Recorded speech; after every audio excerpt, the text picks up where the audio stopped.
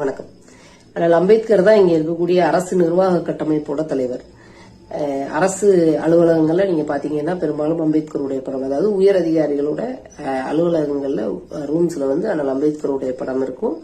அரசியலமைப்பு சட்டத்துடைய முகப்பு பக்கம் அனைத்து அரசு அலுவலகங்கள்லயும் இருக்கும்.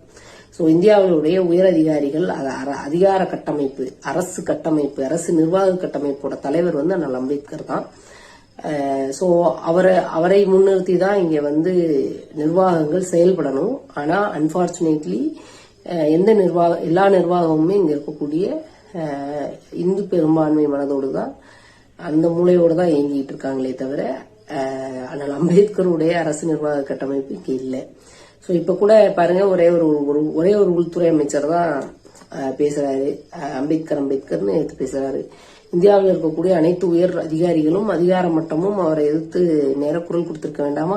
அவருடைய அலுவலகங்கள்ல அவருடைய படம் தான் இருக்கு. அவருடைய அரசியலமைப்பு முகப்பத்தான் நம்ம கொண்டாடுறோம். நம்ம அதுபடிதான் அரசு நிர்வாகமே நடக்குது.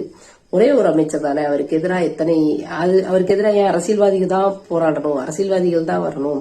அவர் அரசு நிர்வாக குழுவோட தலைவர் தானே, அரசு நிர்வாக கட்டமைப்போட தலைவர் தானே. ஏன் அதிகாரிகள் அம்பேத்கருக்கான அங்கீகாரத்தை முன்னெடுப்பதில்லை, கொண்டு வரதில்லை, பேசுறதில்லை? ஒரே ஒரு சந்திரசூட் எப்போ பேசினா போதுமா?